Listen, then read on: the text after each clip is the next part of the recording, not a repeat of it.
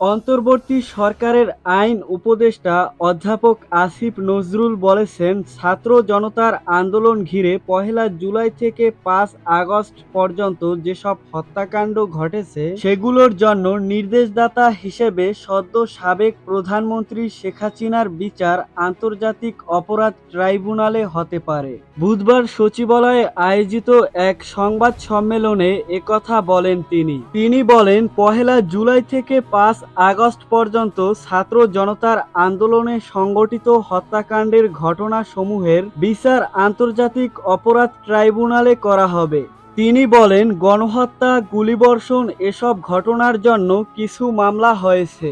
এই হত্যাকাণ্ডের সাথে জড়িত ব্যক্তিরা যারা আদেশ দিয়েছেন, বিভিন্নভাবে সহযোগিতা করেছেন, তাদের সবাইকে বিচারের আওতায় আনা সম্ভব।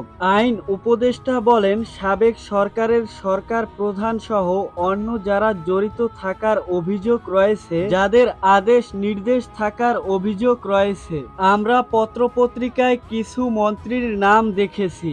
আমরা এখানে কোনো ছাড় দেব না। তো দর্শক, ভিডিওটি সম্পর্কে আপনার মূল্যবান মতামত কমেন্টে লিখে জানাবেন। আর চ্যানেলে নতুন দর্শক হয়ে থাকলে পরবর্তী আপডেট পেতে চ্যানেলটি সাবস্ক্রাইব করে পাশের বেল বাটনটি অন করে দিবেন।